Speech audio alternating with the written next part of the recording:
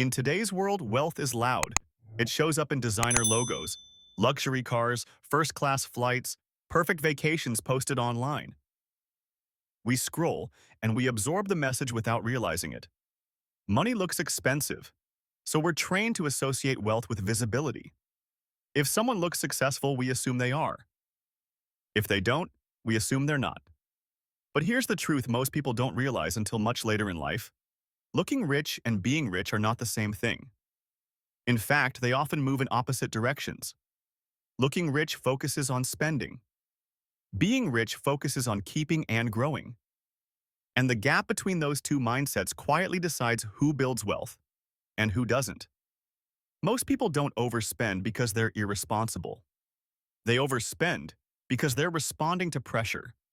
Social pressure, comparison, the feeling of being left behind.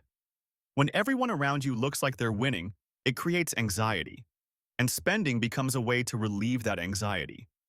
You buy the car, the phone, the clothes, not because you need them, but because they help you feel like you're keeping up.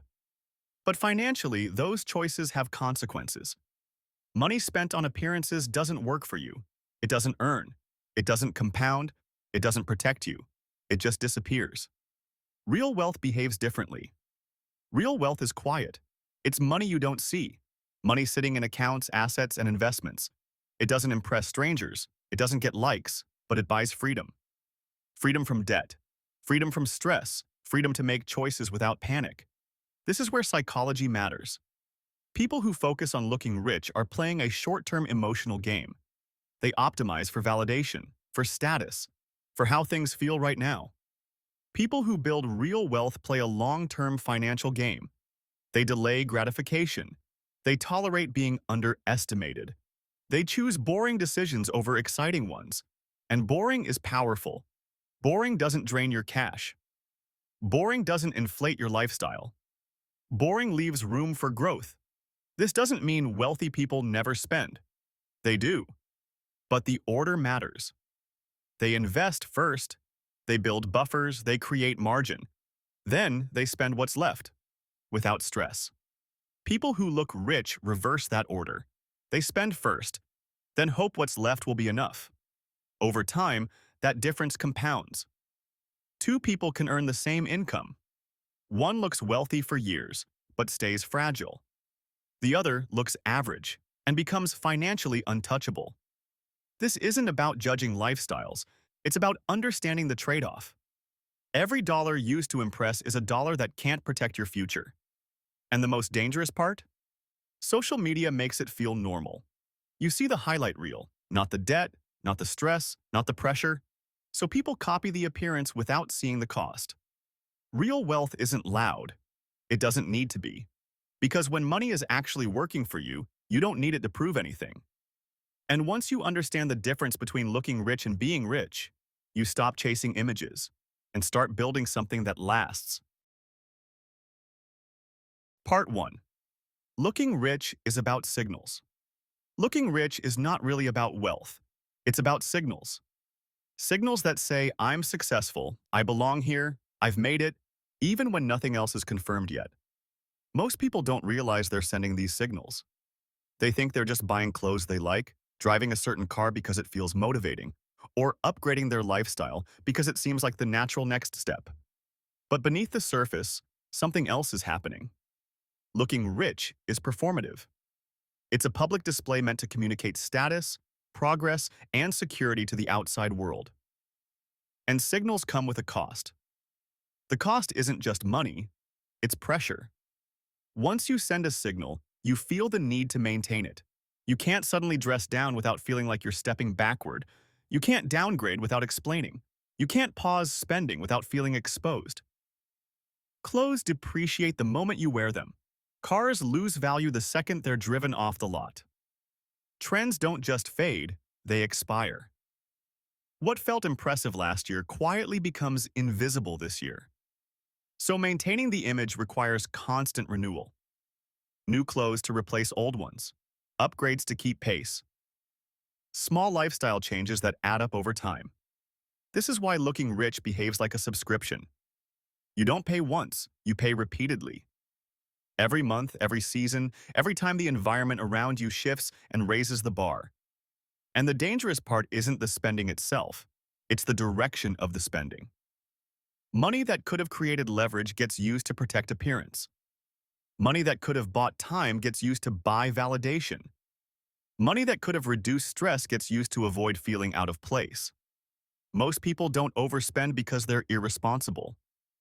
They overspend because they're responding to invisible social pressure. The pressure to look like you're progressing. The pressure to match your environment. The pressure to not fall behind the version of yourself you've already shown the world.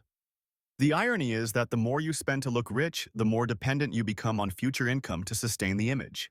And dependency is the opposite of wealth. Real wealth doesn't need to signal. It doesn't need to announce itself. It doesn't need to prove belonging. It doesn't need to stay current. It's quiet, flexible, and private.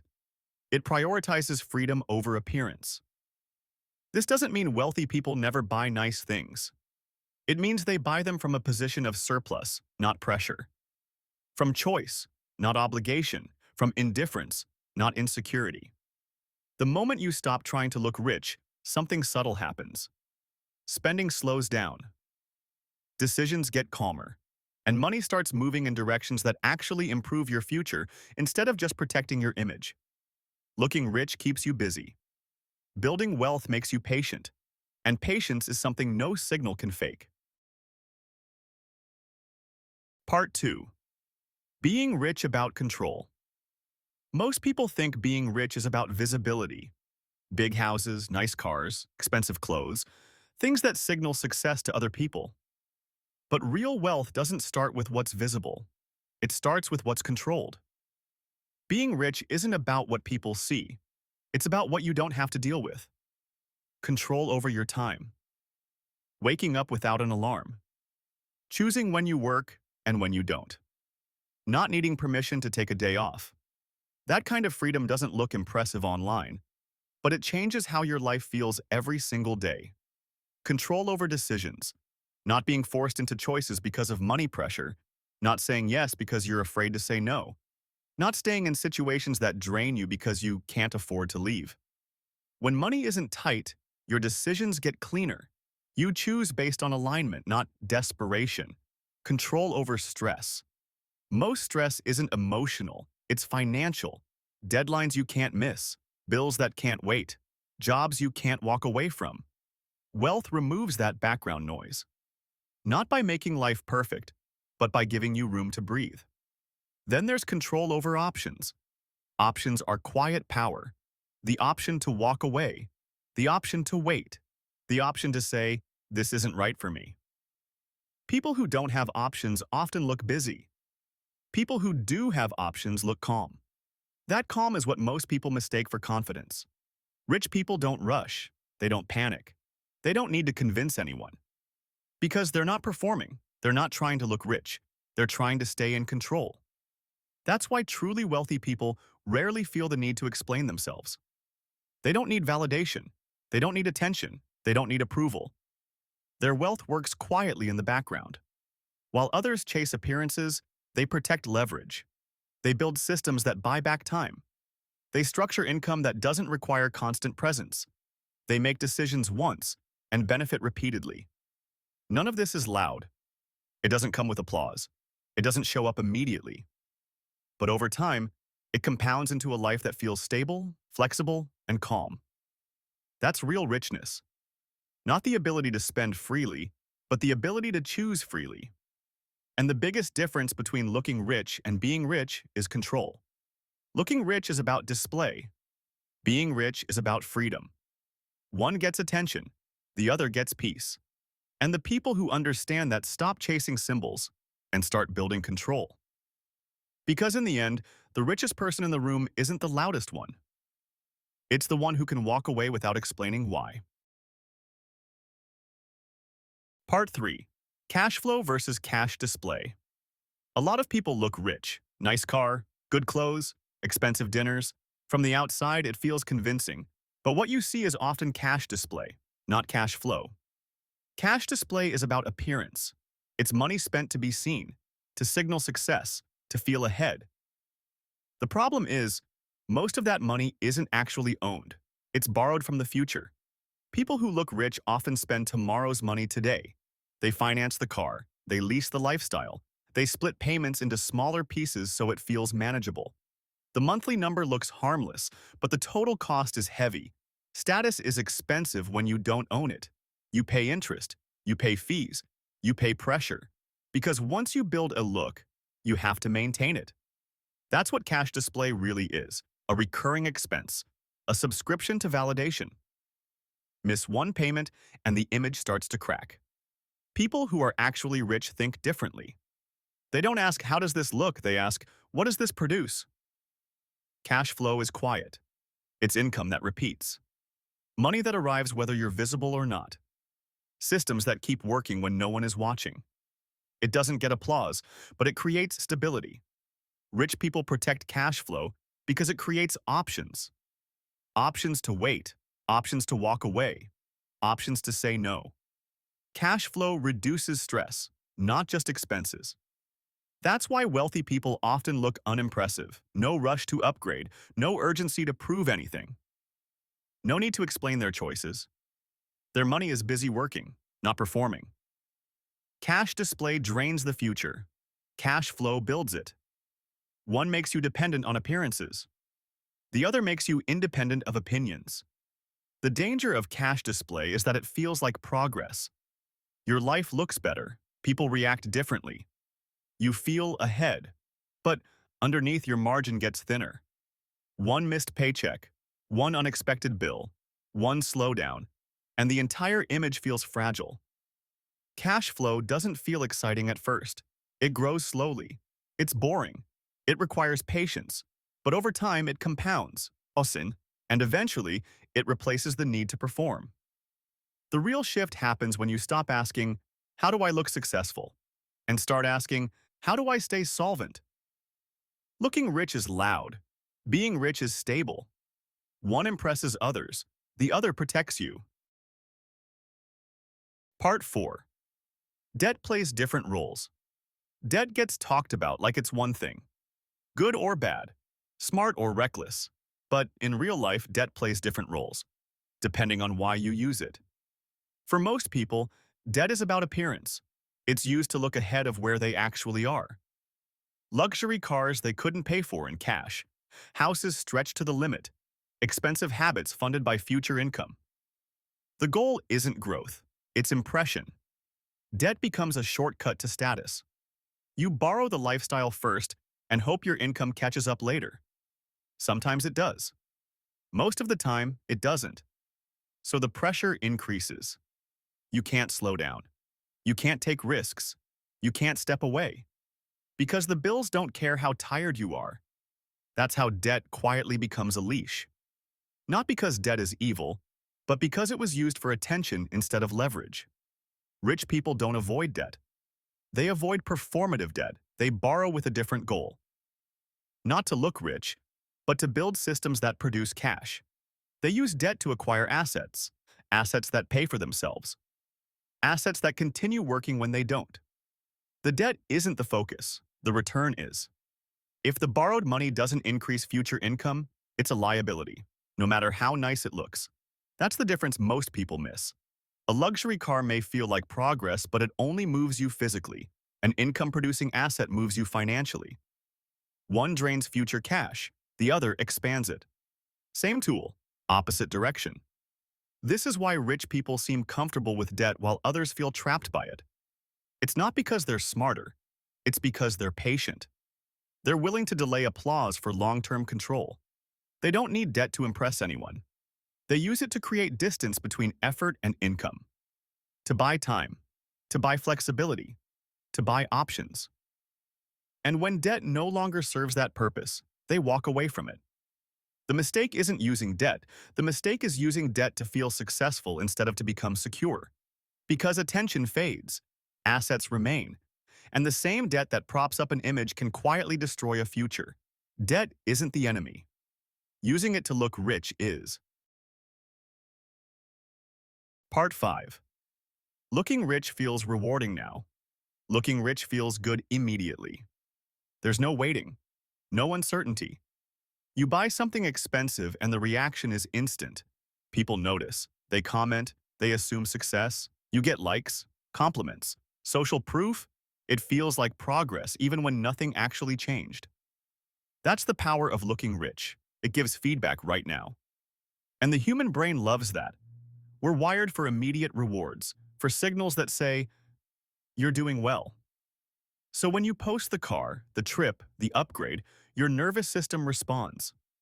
Dopamine, validation, relief, it feels earned. Even if it was financed, even if it cost future freedom. Looking rich turns spending into reassurance. It tells you and everyone else that you're winning. But that feeling fades quickly. Because appearances require maintenance. The lifestyle has to be repeated, upgraded, defended, and every reward demands another purchase to keep the signal alive. Being rich works differently. It doesn't reward you right away. Most of the time, it doesn't reward you at all in public. Building wealth is quiet. Money moves into places no one sees. Accounts no one compliments. Assets no one claps for. There are no likes for skipping consumption. No applause for staying disciplined. No social proof for patience. In fact, it often feels like the opposite. You feel behind, invisible, out of sync. Others look like they're enjoying life while you're saying no. They're upgrading experiences. You're delaying them. They're celebrating milestones. You're building foundations. And from the outside, it looks boring. Sometimes even sad. That's why so few people stay consistent. Because delayed gratification doesn't feel rewarding in the moment. It feels like sacrifice. And sacrifice without visible payoff is uncomfortable. But here's what's actually happening beneath the surface. Every dollar you don't spend to signal success keeps its power. It stays flexible. It stays liquid. It stays available. Instead of impressing people for a few seconds, it works quietly for years. Delayed rewards don't just arrive later. They compound. They stack. They reinforce each other. They grow momentum. The first year doesn't look impressive. Neither does the second. But by year 5, the gap becomes obvious. One person has memories and receipts. The other has leverage. One person chased feedback. The other built freedom. The danger of looking rich isn't that it's fake. It's that it feels real enough to stop you from questioning it. You mistake attention for achievement, validation for value, applause for progress. And because the reward is instant, you never give compounding a chance to work. Wealth is delayed feedback. You don't feel it early. You don't look different. You don't get recognition. What you get instead is optionality. Time, calm, control. Those rewards don't show up in comments. They show up when you can walk away, when you don't need approval, when pressure doesn't dictate your decisions. Looking rich feels rewarding now. Being rich feels powerful later. Most people choose now because later feels abstract. But the people who wait, who resist the signal, eventually reach a point where rewards arrive without effort. Not as applause, but as peace. And once compounding crosses a certain threshold, it becomes visible without trying. Not loud, not performative, just undeniable. Delayed rewards don't excite the ego. They liberate the future. And that's the trade most people never make. Conclusion: choosing what you optimize for. Looking rich is expensive. It costs money. It costs attention. It costs long-term options. Being rich is patient. It doesn't rush to prove anything. It doesn't need validation. It's built quietly over time. One buys admiration, the other buys freedom. And freedom rarely looks impressive at first. It looks like restraint. It looks like saying no. It looks like being underestimated. You don't need to reject nice things. You don't need to live small or deny yourself forever. You just need to decide what comes first. Do you spend first and hope later works out? Or do you build first and spend without stress? Because the real difference between being rich and looking rich isn't income. It isn't luck. It isn't intelligence. It's what you optimize for. Immediate reward or long-term control? Every financial choice quietly answers that question. What you buy today either shortens your future or expands it. And once you understand that, you stop chasing appearances. You stop reacting to pressure. You stop trying to look ahead of where you are. Instead, you build leverage. You build margin. You build time. Because the people who end up truly wealthy aren't the ones who showed it early. They're the ones who were willing to wait. And in the end, that patience buys something no purchase ever could. So if this helped you, don't forget to like, subscribe, and share it with someone who needs to hear this. Stay focused, stay consistent, and keep building a future you'll be proud to look back on. Your journey continues from here.